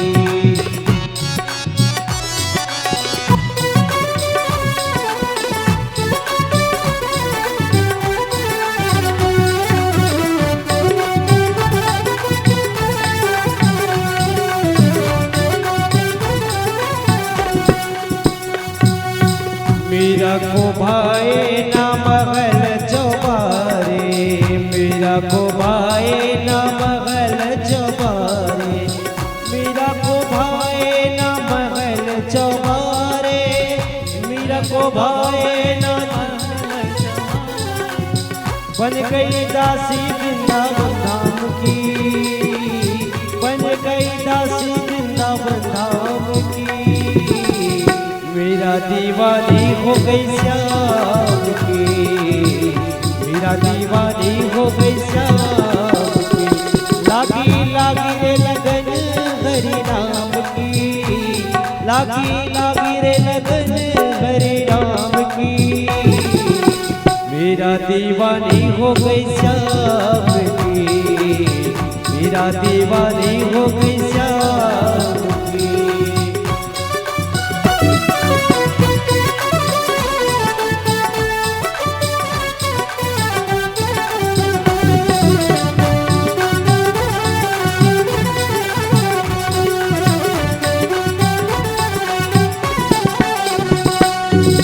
मेरा को भाई ना कुटुंब कबीला, मेरा को भाई ना कुटुंब, मेरा को भाई ना कुटुंब कबीला, मेरा को भाई ना कुटुंब कुटुंब कबीरा कुटुंब कबीरा कुटुंब कबीरा कुटुंब कबीरा। वो तो रगिना दुनिया की काम की, वो तो रगिना दुनिया की काम की। मेरा दीवानी हो गई श्याम की, मेरा दीवानी हो गई श्याम की। लागी रे लगन हरि राम की, लागी रे लगन हरि राम की। मेरा दीवानी हो गई श्याम की, मेरा दीवानी हो गई श्याम की, मेरा दीवानी हो गई श्याम की, मेरा दीवानी हो गई श्याम की। बोलो वृंदावन बिहारी लाल की। भगवान जी किशोरी जी से बीच बीच में तो मिलते ही रहे, मगर अब बहुत समय हो गया है भगवान मिले ही नहीं हैं। श्याम सुंदर श्यामा जी से मिले ही नहीं। प्रथम नौका विहार की लीला अष्ट सखियों के दधी माखन बेचने से ही होती है। एक दिन ये अष्ट सखियां ललिता विशाखा आदि सभी के सभी बरसाने से पल्ली पार करके जमुना जी को पार कर जमुना पुलिन पार करके किसी ने दही, किसी ने मट्ठा, माखन, दूध ये सब बेचने के लिए गई। वैसे तो ये जाते अकेली है, मगर कभी कभी श्यामा जो भी श्री जी भी इनके साथ चली जाती है। घूम के आ जाओ। अब ये तो भैया महलों की राजकुमारी है हमारी श्यामा जी, इनको कहेगा दूध दही बेचना, फिर भी अपनी सखियों के साथ चली जाती है। मगर अष्ट सखियाओं को, ललिता विशाखा को ये लगता है कि यदि कहीं किशोरी जी साथ में गई है तो जल्दी आना ही है, देर ना हो जाए शाम होने से पहले, नहीं तो कीर्ति मैया खूब डांट लगाएंगी। आज जो दूध दही सब लेकर के गए थे, शाम हो गया और शाम में एक भी मटकी का ना दूध बिका ना माखन बिका। बोले शाम हो रही है, वहां बल्हार नहीं मिलेंगे, नाव चलाने वाले नहीं मिलेंगे, तो गड़बड़ हो जाएगी। सभी के सभी आई बोले चलो श्यामा जी चलो चलो। अब यहाँ देखे तो ना इस पार में इस तट पे कोई नाव वाला था, ना वहां उस पार में दूर दूर तक के कोई मल्हार दिखाई नहीं रहा। अब जब कोई दिख ही नहीं रहे तो फिर होगा क्या, क्या करेंगे, ऐसा करें समझ में नहीं आता। सभी चिंतित है, बोले देर हो गई तो कीर्ति मैया खूब डांट लगाएंगी। श्री जी बैठी हैं, श्री राधिका जी बैठी हुई हैं, और जब व्याकुल हो रही है तो अचानक से श्याम सुंदर के रोंगटे खड़े होने लगे। उनको पता चला कि हमारी जो श्यामा जो है उनको किसी न किसी प्रकार का कोई कष्ट है। नेत्र बन किए बोले अरे श्री जी तो वहां अकेले बैठी है और जमुना पुलिन में न कोई नाव है न कुछ नहीं, कोई मल्हार भी नहीं है। किशोरी जी जब चाहती है ना, श्री जी जब चाहती है कि वर्षा होवे तो श्याम सुंदर वर्षा करा देते हैं। शीत में जब कहती है कि धूप निकल जावे तो उस समय धूप निकल आता है। मानो किशोरी जी जो चाहती है श्याम सुंदर वो करते हैं। और आज छद्म स्वरूप लेकर के भगवान श्री कृष्ण आ रहे हैं। श्याम सुंदर छद्म स्वरूप पाग लगा करके, एक तो है ही ऐसे सांवरे और ऊपर से काली कमली धारण करके छद्म में नटवर वपु कहे जाते हैं। एक छोटी सी नाव में बैठ करके आ गए और नाव को खेवा रहे हैं, चला रहे हैं। छोटी सी नाव अकेले आ रहे हैं श्याम सुंदर और जोर जोर से गा रहे हैं, जग नैया हमार नैया में हम हैं, हम पे जग संसार। रहने दे भैया, रहने दे, हटा।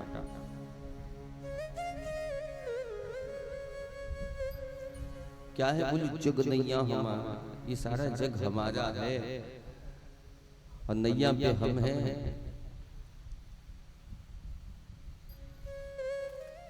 हम पे जग संसार। कभी खेवैया को लेकर के बोले आज श्री जी से मिलना है, श्री जी से मिलना होगा हमारा, उठ करके नाचने लगते। कभी जोर जोर से करके चिल्लाए, बोले कभी कान बंद करके सुर लगा करके चिल्लाते, ऐसा होता। अब अष्टसखियों को ललिता विशाखा को दूर से दिख रहे, बोले ए मल्हार भैया तन किधर आ। बोले मैं मल्हार, बावरी हो गई हो क्या? अरे मैं कुंवर हूँ नंदगांव का, तुम होगी मल्हारनी, तुम होगी नाव चलाने वाली। मेरे बाबा ने बड़े प्रेम से मुझको ये नाव, छोटी सी नाव बना करके दी रखी है। बोले ये तो बड़ा टेढ़ा आदमी लग रहा है, अपने आप को बोलता है मैं नंदगांव का कुंवर हूँ, देखने में तो लगता नहीं। नंदगांव का कुंवर अकेला थोड़ी ना डोलेगा, नाव लेकर के थोड़ी ना घूमने वाला है। बोले अरे इधर तो आ जा, पहले रिस्पेक्ट से बोल, प्रेम से बोल ले तब आऊंगा। बोले हाँ भैया प्रेम से बोल रही है, आ जा। नहीं और तनिक प्रेम से बोल।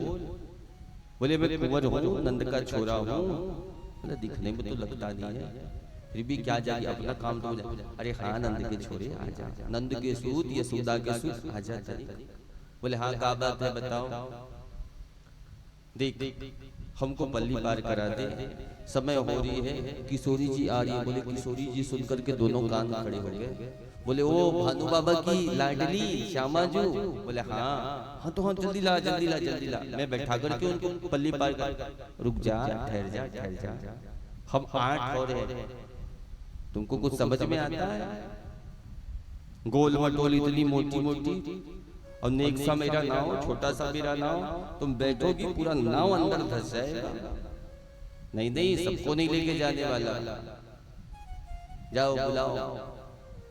श्री राधिका जी सामने बैठेगी और मैं नाव चला करके पहुंचा दूंगा। विशाखा काल में कहती कि एक काम करते हैं, यहाँ तो और नाव दिख ही नहीं रहा है, किशोरी जी को लेकर के आते हैं, किशोरी जी को बैठाएंगे, श्री राधिका जी को बैठाएंगे और बैठाने के बाद में जैसे नाव धक्का देंगे तो कूद करके 8 नाव में चढ़ जाएंगे। और 8 नाव में चढ़ करके ललिता कहती हाँ 8 नाव में चढ़ करके इसको उतार के फेंक देंगे। बोले फेंकना नहीं, ऐसा नहीं करना, नाव हम में से किसी को चलाना भी तो नहीं आता। बोले सुनो ना श्यामा जो, हाँ बताओ। आपको तनिक कुछ भी नहीं करना है, आपको वहां सामने जाना है और आप पहले बैठेंगे, उसके बाद में फिर।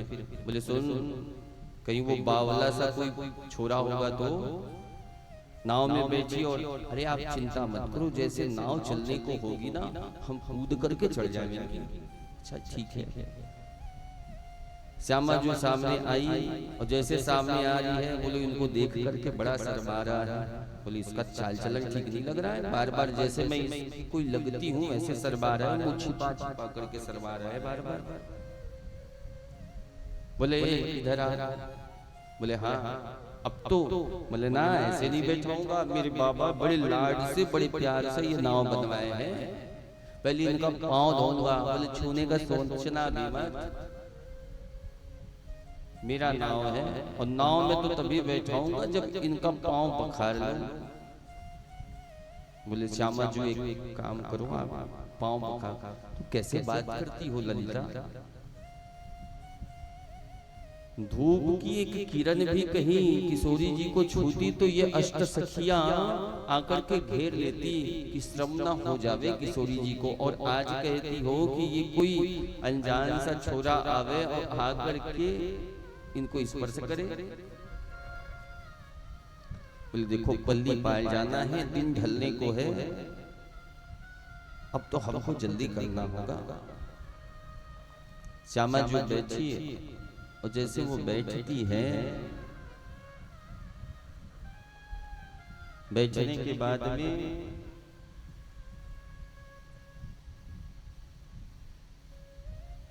श्याम सुंदर वहां एक गड्ढा किए और गड्ढा करके श्यामा जी के चरण को पखार रहे हैं भैया। जैसे केवट ने जबरदस्ती भगवान के चरण धोए थे ना, चरण पखारे थे, बोले अपने भक्त से ही सीख करके आए हैं।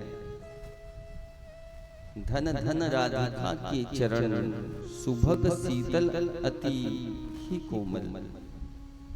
और चरण पखार रहे हैं, बोले इतना काहे पखार रहे हो तो गया, बस कर ले अब। बोले तुमको नहीं पता, जब गर्गाचार्य जी नामकरण करने के लिए आए तो बृषभानु जी की क्या बोले, नारायण का गुण है इनमें। हाँ नारायण का गुण है, तो बोले मैं पवित्र हो गए हो। किशोरी जी गई, बोले उस जल से जो जिस जल से चरण धोए थे उनसे छींटे दे रहे हैं अपने शरीर में। मेरे जितने भी पाप हैं सभी पाप धुल जाए, मैं पवित्र हो जाऊं, मेरे दादा मेरे परदादा सब पुण्य हो जाए। और इतना कर ही रहे थे, छींटे दे रहे थे, बोले बहुत सारे भौरे आ गए। कौन भौरे? 33 कोटि देवता ही वहां आ गए भौरे बन करके, और उस जल का पान करने लगी। कैसे ना भैया, जमुना का जल, वो भी किशोरी जी का चरणामृत, चरण पखारा हुआ। और चरण भी कौन पखार रहे हैं? बोले श्याम सुंदर पखार रहे हैं। आज देवता पवित्र हो गए। बोले हाँ अब हो गया, बैठा है श्यामा जी को बैठाया गया। और जैसे बैठाते हैं बोले हाँ चलो रे गोपियों, मैं अभी इनको छोड़ करके पल्ली पार करके आ रहा हूँ, तुम सब यहीं ठहरे रहना, वहां से फिर आऊंगा। धक्का दिया, और धक्का देने के बाद में सब कूद करके चढ़ गई नाव पे। बोले ये पागल हो गई हो क्या, सबके सब जा मरेंगी, गिर जाएंगे। बोले अब तो तू नहीं छोड़ सकता, तू यहाँ से कहीं रोकेगा तो रोकेगा कहाँ, नाव तो चल पड़ी है। थोड़ा दूर गया, अब कन्हैया जाने के बाद में बीच में ही पतवार नीचे रखे, एक और अपना सिर और दूसरी ओर दोनों पांव को ऐसे लगा करके सो लिए। बोले ये क्या कर रहा है? बोले थक गया हूं, इतनी मोटल्ली मोटल्ली गोपियां बैठ गई हो, मैं छोटा सा नेक सा छोटे छोटे हाथ पांव, और तुम कह रही हो नाव क्यों नाव क्यों? कहां से नाव क्यों? भूख लग रहा है मुझको। बोले ले कैसी बात करता है, पल्ली पार पहुंचा दे, वहां खाएंगे। नाना मैं जानता हूँ दही बेचने माखन बेचने गई थी, कुछ भी बिका नहीं। अच्छा ये बात है, माखन का मटका दही का मटका तुम क्या समझती हो कि तुम दे दोगी मैं खा लूंगा? मेरे माई बाबा ना मुझको बड़ी लाड से प्यार से अपने हाथों से खिलाते हैं। बड़ा तमाशा, बड़ा शैतान है, नाक में दम करके रखा है, सब हाथ धो ले। ए सुन सुन सुन सुन, हाथ क्यों धो रही हो? बोले तूने तो बोला अपने हाथ से खाता नहीं, तो इन गोबर उठाने वाले हाथों से मैं खाऊंगा, काले पीले हाथों से नहीं खाने वाला। मैं तो अपनी मैया के गोरे गोरे हाथों से खाता हूँ। मतलब ये जो तुम्हारी स्वामिनी जो है ना किशोरी जी, वो माखन निकाले और खवाए, देख अब ज्यादा हो रहा है तुम्हारा। ठीक है तो फिर नाव चलेगी नहीं आगे। सभी गए, देखो श्यामा जी बात ऐसी है कि वो अब आपके हाथ से ही खाएंगे। विशाखा तुम बावरी हो गई हो, मैं अब उसको खिलाऊंगी, जाना है तो खिलाना होगा, दिन ढल रहा है, यही समय था भैया। किशोरी जी निकालती माखन और खिलाए जा रहे, ले खा ले। बोले ऐसे नहीं खाऊंगा, मेरा मन नहीं भर रहा है। बोले प्रेम से खिलाओ, जितने प्रेम से खिलाओगे उतना अच्छा लगेगा। बोले ले खा ले, और खा ले, तनिक और खा ले, एक कमा तो और खा ले। खिलाए जा रही है किशोरी जी। अब किशोरी जी जैसे खिलाती है बैठी, अब बैठने के बाद थोड़ा सा नाव चलाए, फिर सो गए भैया। सिर रखते हैं और पैर रख करके, बोले अब क्या हो गया? बोले तुमको देख करके मेरा नाव चलाने का मन नहीं हो रहा है, तुम सबके सब ये सामने बैठ गई हो, और जिनको सामने बैठने उसको पीछे बैठा रखी हो। मतलब वो सामने बैठेंगी तब चलाऊंगा नाव, उनको देखते हुए। बोले अब ज्यादा नहीं हो रहा है, कोई ज्यादा नहीं है, सामने बैठा हो। श्यामा जी आप सामने आ जाओ, बस एक बारी हमारी बात मान लो। कि ललिता विशाखा तुम सब क्या करती हो? मैं सामने जाऊंगी, पता नहीं वो मुझको कैसे देखेगा, क्या करेगा। अरे कोई बात नहीं, अब ये छोटी सी नाव है, यहाँ कन्हैया बैठे हुए हैं और यहाँ सामा जो आकर के बैठी, और श्याम सुंदर जब उनको देखे तो किशोरी जी उनके नयन को देख करके अपलक नेत्रों से देखने लगी। सभी सखियां डर जाती है, बोले कोई जादू टोना जानता है क्या? किशोरी जो श्यामा जो बोले देखने दो।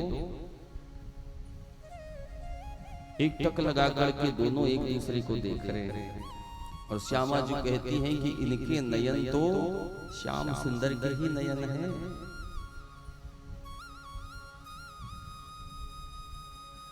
किशोरी जी कहने लगी, सुनती हो इंदुलेखा,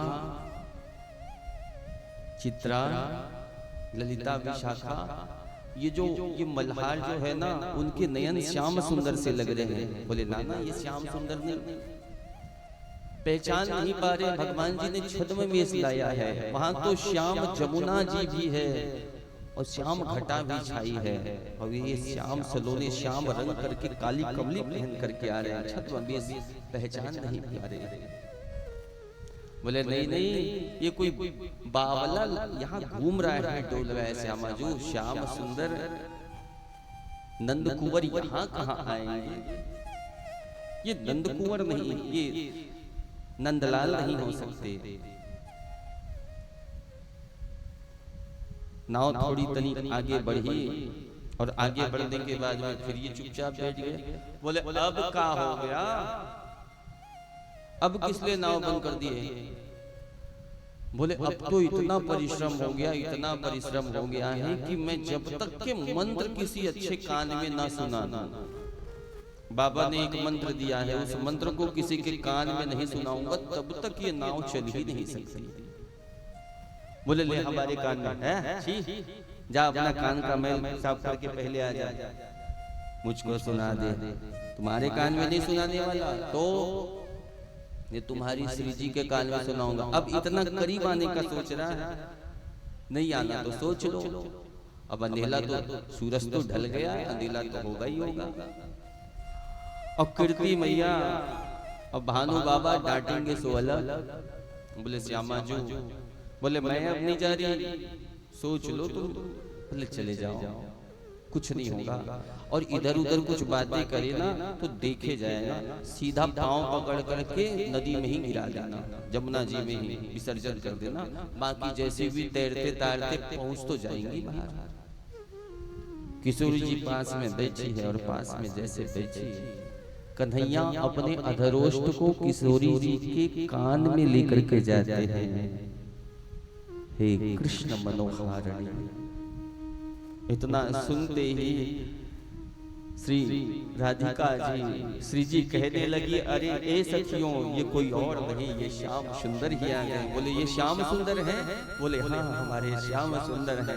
श्याम सुंदर इस छद्म वेश को हटाइए।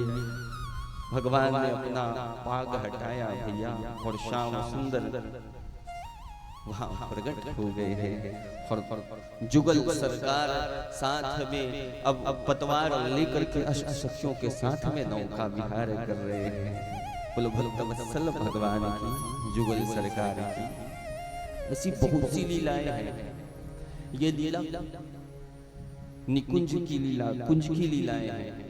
कहा जाता है कि इन लीलाओं को अपने सुख के लिए श्रवण करना चाहिए, गाना चाहिए। नौका विहार भी सबसे पहले हमारे बाबा जी करवाए थे। सबसे पहली बार जब नौका विहार हुई थी तो उस समय पता है, जब हम आए थे पुरुषोत्तम मास में, गाड़ी वहां लगी हुई थी। हमने कहा कि भैया नौका तो चली नहीं रहे हैं, तो बाबा जी वहां से नाव लेकर के आए थे, और हमारे लाल जी सबसे पहले नौका विहार उस समय किए। इस समय तो इच्छा थी कि सामने कहीं शिवनाथ गंगा होती तो सुंदर नौका मंगा करके एक नौका में हमारे सरकार बैठते, बाबा जी और हम बैठते, कुछ भगत बैठते, और एक नौका में हमारे सभी टोलियां बैठती, उसी में बाक्स लगा करके खूब नौका विहार की लीला। मगर क्या करे, ये पुरुषोत्तम मास भी ऐसे समय में आया कि सूखा पड़ा है शिवनाथ गंगा। खैर कोई नहीं, जो भी जैसा है ठाकुर जी की लीला है। ये नौका विहार, ये नौका मनोरथ ठाकुर जी के सुख के लिए, और ठाकुर जी जितना सुख पावेंगे उतना सुख हम पाएंगे। जीवन में उत्सव होते ही रहे। हम जो पागल बने हुए हैं ना अपने कृष्ण के प्रति, अपनी किशोरी जी के प्रति, मौका ढूंढते रहते हैं उत्सव मनाने का। बोले एकादशी कब आएगी, कब जन्माष्टमी मनाए, कब राधा अष्टमी मनाए। ऐसी तिथियों को घर में बच्चे जितने भी सब हैं बोले हाँ ये आने वाली इस तिथि में क्या तैयारी करनी चाहिए। उत्सव मनाने के लिए धन की आवश्यकता नहीं, मन की आवश्यकता होनी चाहिए। जो है जैसा है मनाओ उत्सव, अधिक की आवश्यकता नहीं है। जब धन भी नहीं है, सोचे बोले इतना कहां से लाएंगे श्याम जी, जैसे करेंगे। जब कुछ चीज करने की आवश्यकता है ना, ये नौका भी तो बन गया। सोच नौका आएगा कहां से, बोले नौका कहां से लाएंगे, ये कहां से होगा। जो संसाधन सामने दिख रहा है उसी में बनाना। हम तो भैया स्काउट गाइड में थे, कैंपिंग करना कैसे है, बोले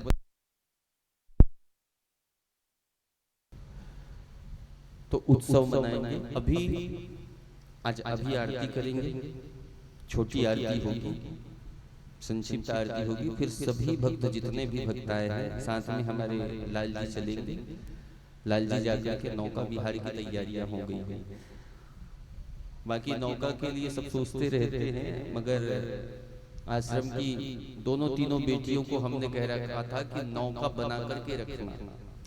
बाकी जो जितना करना है हम तो कर ही रहे हैं, नहीं बनेगा तो हमसे पूछ लेना। उन्होंने नौका तैयार भी कर रखा है, सुंदर नौका। हमने नौका दर्शन भी किया है। तो पहले आइए मिलकर के पंडित जी वहाँ जल नौका पूजन आदि की तैयारियां आप करके रखेंगे। और आइए एक छोटा सा कीर्तन करते हैं, सभी स्थान में खड़े हो जाइएगा और तुरंत आरती करके फिर नौका विहार ठाकुर जी के नौका विहार के लिए, नौका मनोरथ पूर्ण करने के लिए पुरुषोत्तम मास में आप और हम मिलकर के प्रवेश करेंगे। बोलो वृंदावन बिहारी लाल की।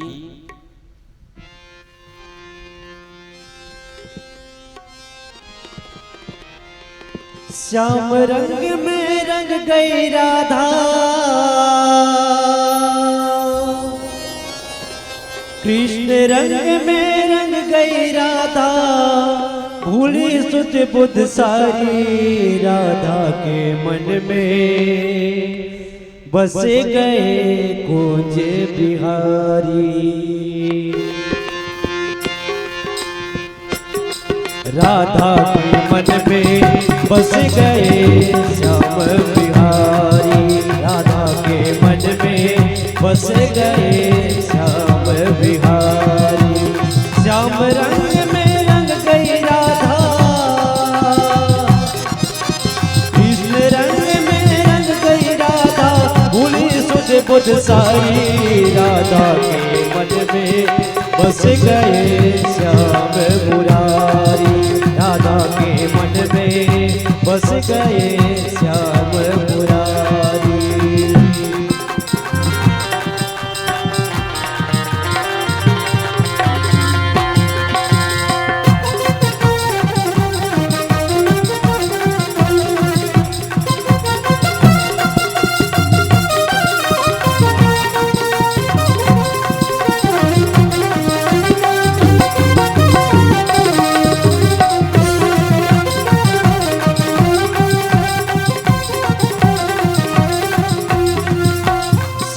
नाम की चूनर ओढ़ी, श्याम नाम की चूड़िया, श्याम नाम की चूड़िया, श्याम नाम की चूड़िया, अंग अंग में श्याम समाए, मिट गई सारी दूरिया, मिट गई सारी दूरिया, मिट गई सारी दूरिया। कान में कुंडल गलबे जनती, कान में कुंडल गलबे जनती, बैजंती की प्यारी राधा के बस गए श्याम मुरारी, राधा के मन में बस गए श्याम बिहारी।